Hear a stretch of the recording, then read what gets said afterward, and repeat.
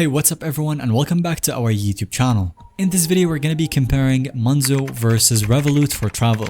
Which one of these two banks is best while traveling? Using your normal UK bank card or credit card abroad can be very expensive, with foreign transaction fees and poor exchange rates adding up.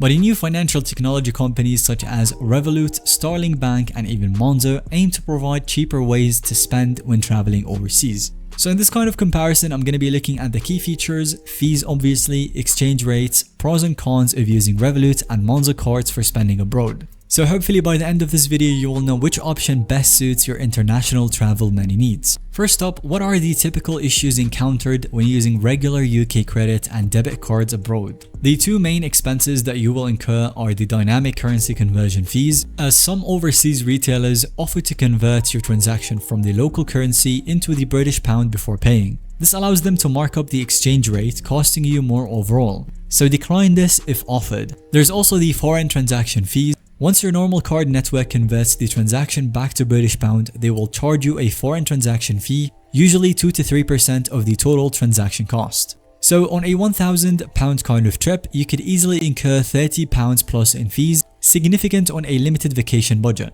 Cards like Revolut and Monzo help avoid these fees, so let's compare how they work when traveling. Revolut offers a multi-currency digital banking app with a global debit card to use abroad or for foreign currency transactions. So here is a quick overview of using Revolut for travel money. You will have load funds in British pound or convert to foreign currencies at the interbank exchange rate.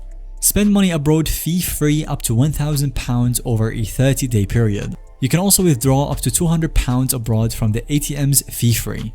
Beyond the free limits, a small 0.5% transaction fee applies. And then the weekend exchange rates have a 1% markup added. The free tier suits most the travelers, upgraded plans provide higher allowances. So in my opinion, Revolut provides a cost-effective card for the foreign trips, but the limits require planning and budgeting to maximize the savings. You can check the benefits that come with each one of the subscription plans, starting at £299 per month, up until the Ultra plan starting at £45 per month, which offer a wide variety of benefits and up to 1.2% cashback on this tier.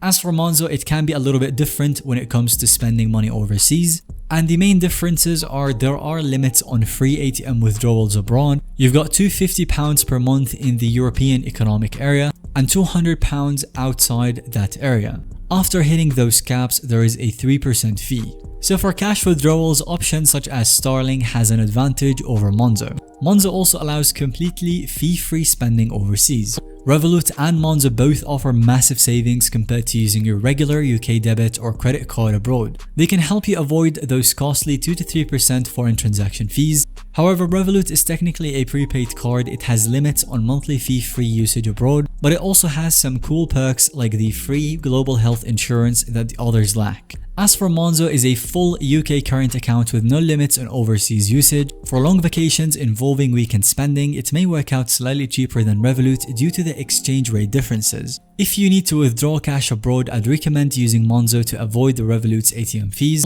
But overall, for point of sale purchases overseas, any one of these two options will save you a ton compared to typical UK bank cards. And this concludes our review for today's video. I hope that this kind of breakdown has helped you decide which option best fits your own needs for spending money abroad. Let us know if you have any other questions in the comment section down below. Thank you so much for watching this video. I hope that you found it helpful. If it was, let us know by giving it a thumbs up. And don't forget to subscribe to our YouTube channel so you don't miss out on any follow-up content that we can create similar to this one.